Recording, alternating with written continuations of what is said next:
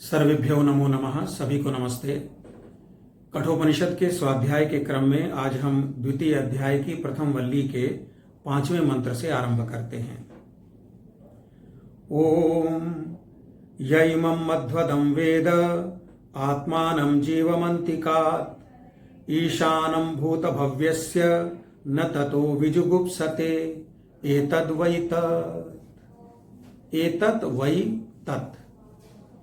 एतत् अर्थात यह, वही अर्थात निश्चित रूप से, तत् अर्थात वह। यह निश्चित रूप से वही है।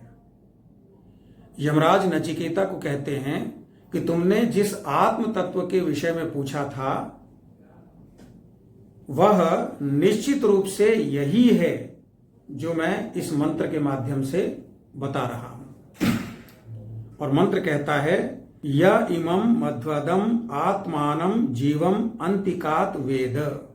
जो भी मनुष्य के द्वारा कर्म किए जाते हैं उनके अच्छे बुरे फल का भोक्ता आत्मा ही है, शरीर नहीं है। शरीर माध्यम है। वह आत्मा ही या तो उन कर्मों के माध्यम से जन्म मरण के चक्र में फंसा रहता है या मुक्त हो जाता है। और दूसरी बात, यह भूत भव्यस्य ईशानम, भूत और भविष्य का जो स्वामी है, यह शरीर ही है जो परिवर्तनशील रहता है। यही अतीत में मां के पेट में था, फिर खटोले पर था, फिर कहीं लुढ़क लुढ़क कर चलता था, फिर कहीं बालपन था, कहीं किशोरावस्था थी, कहीं यौवन था, कहीं प्रौढ़ावस्था, कहीं वृद्धावस्था। ये शरीर की अवस्थाएं हैं, आत्मा की नहीं है। तो भूत और भविष्य शरीर के लिए मायने रखता है, आत्मा के लिए नहीं रखता। इसलिए कहा कि आत्मा भूत और भविष्य का स्वामी है और यही वो है जिसके बारे में हे नचिकेता तुमने जानना चाहा था। छठा मंत्र है ओम यह पूर्वं तपसो जातम अभ्यः पूर्वमजायत गुहां प्रविश्य तिष्ठन्तं यो भूतेभिर्व्यपश्यत एतद्वै तत्। जैसे आत्मा कर्म फल का भोगता है, वही फंसता है, वही मुक्त होता है, और वह भूत और भविष्य से परे है। जो इस आत्मा को जान लेता है उसे फिर कई प्रकार के सामर्थ्य प्राप्त हो जाते हैं, कई तरह की सिद्धियां, कई तरह की शक्तियां उसे उपलब्ध हो जाती हैं। उनमें एक है कि वह इस पूरे ब्रह्मांड को इसके आदि से और अंत तक जानने में सक्षम हो जाता है। यह पूर्वम अभ्यः जातम, जल से भी पूर्व जो इस सृष्टि का हिरण्यगर्भ रूप था, जिसके बारे में हमने नासदीय सूक्त में पढ़ा कि न सदासीत न असदासीत। सृष्टि से पहले न सत था, न असत था, न आकाश था, न जल था, न पृथ्वी थी, कुछ भी नहीं था। लेकिन फिर भी कोई सत्ता थी।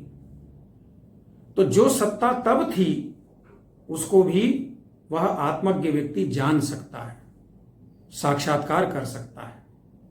गुहां प्रविश्य तिष्ठन्तं, वो प्रकट नहीं हो जाती, वो रहस्यमय फिर भी रहती है, उसकी सूक्ष्मता समाप्त नहीं होती। वह फिर भी जन सामान्य के लिए अज्ञेय ही बनी रहती है। कोई साधारण व्यक्ति अपने चर्म चक्षुओं से, यानी जो हमारी ये आंखें हैं, इनसे उसको नहीं देख सकता। यह सामर्थ्य तो उसी आत्मज्ञ व्यक्ति को प्राप्त होता है।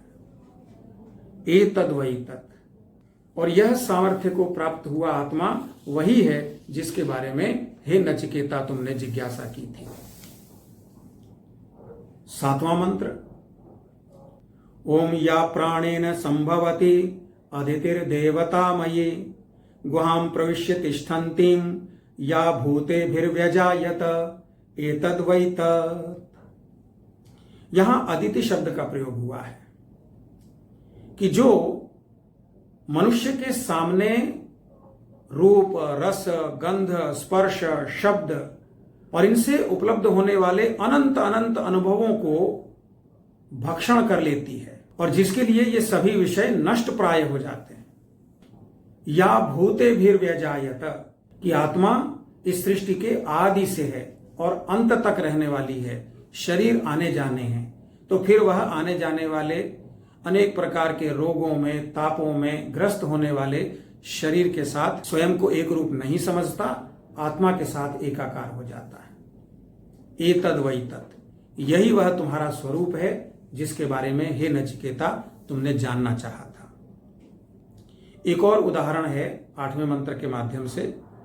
ओम अरण्योर्निहितो जात वेदा गर्भ इव सुभृतो गर्भिणी भी दिवे दिव इड्यो जाग्रीवद्भिः हविष्मद्भिः मनुष्येभिरग्निः एतद् वै तत्। पहला उदाहरण है अरण्यो निहितो जात वेदा। जात वेदा कहते हैं अग्नि को, कि जैसे अग्नि अरणि, प्राचीन काल में जब यज्ञ किया जाता था तो अग्नि प्रकट करने के लिए दो लकड़ियों को आपस में तेजी से घिसा जाता था और उस घर्षण से अग्नि प्रकट होती थी। तो जैसे अरणियों में अग्नि छिपी रहती है और जैसे गर्भ इव सुभृतो गर्भिणी भी, कोई गर्भिणी गर्भ को धारण करती है, वह प्रकट नहीं होता, अप्रकट होता है, लेकिन है, ये सबको पता होता है। इसी प्रकार जागृवद्भिः, जागृत मनुष्य, कैसे जागृत मनुष्य? जिन्होंने हविष्मद्भिः, भविष्य के रूप में अग्नि में स्वयं को अर्पित कर दिया है। जैसे अग्नि में सामग्री अर्पित की जाती है, उस प्रकार जिन्होंने स्वयं को उस परमात्मा को समर्पित कर दिया है, जिनकी कोई इच्छा शेष नहीं रही है, ऐसे व्यक्तियों को उस आत्म तत्व का अनुभव होता है। और उसी के लिए यहां फिर से दोहराया गया है कि एतद् वै तत्, यह वही है जिसे हे नचिकेता तुमने जानना चाहा था। तो इन 5वें से 8वें मंत्र में अनेक उदाहरणों के माध्यम से नचिकेता को आत्मा के स्वरूप के विषय में बताया गया। अभी इतना ही।